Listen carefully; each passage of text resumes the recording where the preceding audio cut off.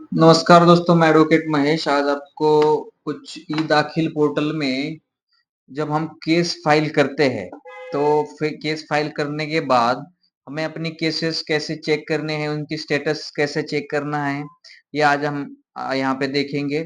अब जब आप ई दाखिल पोर्टल पे लॉगिन कर देते हैं दोस्तों, तो आपको ऐसा इंटरफेस आपको आ जाएगा।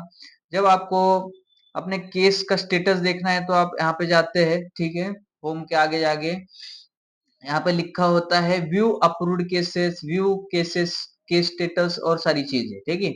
तो हमने ऑलरेडी केस क्या कर दिया है, फाइल किया है, तो वो कहाँ पे जाएगा दोस्तों, यहाँ पे जाएगा पेंडिंग फॉर अप्रूवल। पहले तो अगर पेमेंट नहीं किया होगा तो आपका जाएगा पेंडिंग पेमेंट केसेस, ठीक है।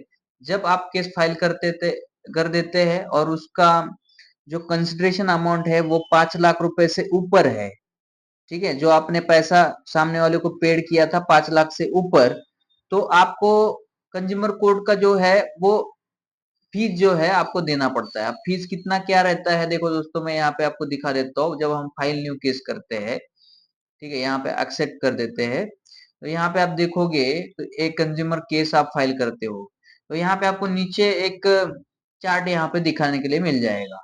अब यहाँ पे क्या है, देखो दोस्तों, ये अप टू ₹5 लाख की क्या है, कोर्ट का फीस जो है हमें देना नहीं है, नील है। अबव 5 लाख टू 10 लाख कितना देना है, हमें ₹200 देना है, जो हमने कंसिडरेशन पेड किया है, ठीक है। और 10 लाख से 20 लाख तक हमें देना है 400, और 20 लाख से 50 लाख तक देना है हमें ₹1000 consumer court, district consumer court का हमें फीस देना है। अब उसके ऊपर अगर कंसिडरेशन पेड किया है तो 50 लाख से लेकर टू 1 करोड़ तक 2000 है, और 1 करोड़ से 2 करोड़ तक 2500 है। और यहाँ आप देख सकते हो नेशनल के लिए आपको ये चार्ट आपको यहाँ पे मिल जाएगा। तो इस हिसाब से आपको क्या करना होता है दोस्तों, पेमेंट जो है करना पड़ता है। अब यहाँ पे हम आएंगे तो पेंडिंग, जब हमने पेमेंट नहीं किया होता है तो हमारा पेंडिंग पेमेंट केसेस में यहाँ पे आपको केस दिख जाता है, ठीक है।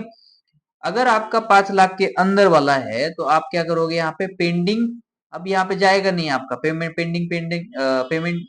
पेंडिंग केसेस में नहीं जाएगा।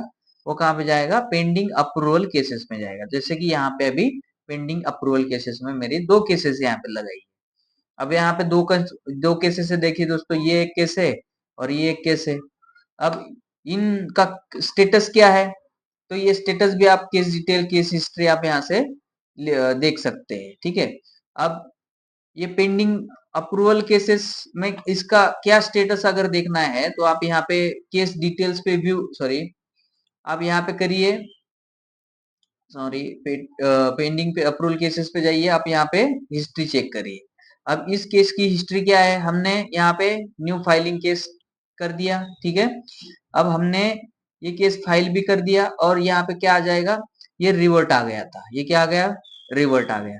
अब जैसे ये केस फाइल करने के बाद, ठीक है, और हमने फाइनलाइज केस करने के बाद, जब कभी उस केस में कुछ दिक्कत होती है, मतलब अगर कुछ फाइलिंग में हमें कुछ डॉक्यूमेंट्स और सबमिट करने हैं, या हमने कोई डॉक्यूमेंट फाइल करने से उसमें चूक गए हैं, तो आपको ये लिख के भेज देता है कंज्यूमर कोर्ट कि ये डॉक्यूमेंट आपको फिल करने हैं।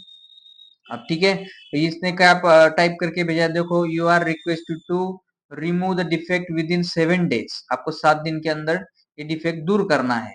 After verification of file by registry, मतलब रजिस्ट्री जब जाती है आपकी फाइल, तो please file the hard copy of 1+1+1 respondent set, मतलब 3 के आपको फाइल जो है वहां पे देनी पड़ेगी, ठीक है, विद इन 2 वर्किंग डेज। उसके बाद आपको देना क्या क्या है, आपको इन्होंने बोला है कि एक नंबर आपको क्या करना है, proper pagination not done in index and physically file, ठीक है।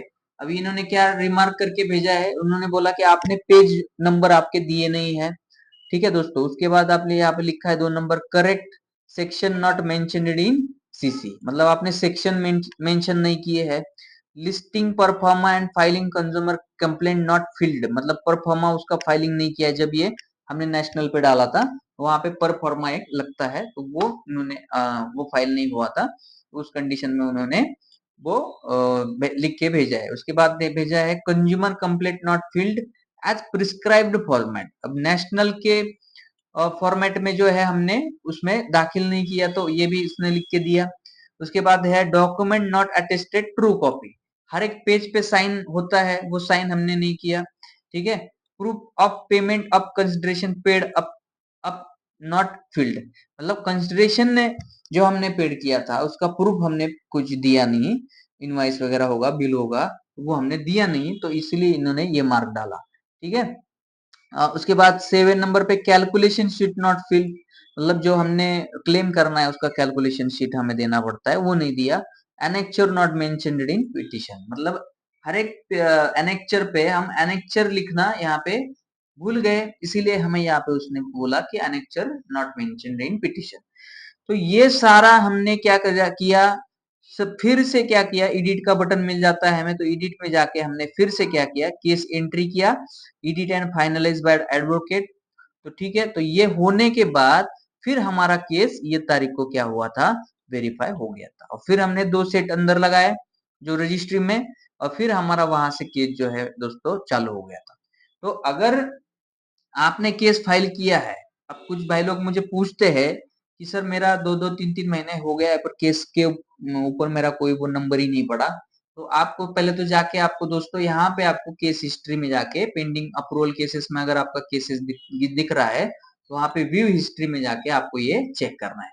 अब ये दूसरा भी केस देखो, ये क्या है दोस्तों, यहाँ पे केस हिस्ट्री अगर देखेंगे तो अभी ये हमने कल परसों ही इसको फाइल कर दिया है, तो अभी हमने फाइल तो हो गया हमारे एंड से, यहाँ पे क्या आ गया, पेंडेवर आ गया, मतलब ये क्या आ गया, अभी पेंडिंग है, सामने वाली जो रजिस्ट्री है इस केस की, इस फाइल को हम हमारी क्या करेगी, चेक करेगी, और अगर उसमें कुछ डिफेक्ट रहेंगे तो वो क्या करेंगे, रिमार्क भेजेंगे। अब रिमार्क भेजेंगे तो ये नीचे हमें दिखेगा, अगर हमारे की फाइल में अगर कोई रिमार्क है ही नहीं, तो ये क्या करेगा, डायरेक्टली ये क्या करेगा, वेरीफाई करके यहाँ पे लिख के आ जाएगा, मतलब जैसे यहाँ पे वेरीफाई करके लिख के आ जाएगा। वेरीफाई होने के बाद आपको क्या, by clicking tab verify please file hard copy 1+1+ respondent, मतलब 3 कॉपी जो है हमें वो रजिस्ट्री में जमा करनी पड़ेगी, तो जब हमें यहाँ पे इस केस में यहाँ पे वेरीफाई करके लिख के आ जाएगा। ठीक है, तो दोस्तों ये प्रोसीजर होती है, तो आपको जब भी दाखिल करवाते हैं तो ये सारी प्रोसीजर्स जो है आपको करके और देखनी है हमें क्या हमारी कौन सी स्टेटस में हमारी केस पड़ी हुई है। ठीक है, उसके बाद देखिए दोस्तों ये रिवर्ड केसेस, अब ये भी उदाहरण मैं आपको यहाँ पे दिखाता हूँ। अब मैंने ये एक डेमो के लिए इसमें लगाया था। अब देखिए एक मैंने ये फाइल किया था 5 लाख वाला केस, ठीक है, तो ये फाइल हो गया था। अब इन्होंने क्या किया, रिवर्ड भेजा है, मतलब इसमें डिफेक्ट है इस फाइल में। अब क्या डिफेक्ट है, यहाँ पे हम व्यू में जाके चेक करेंगे।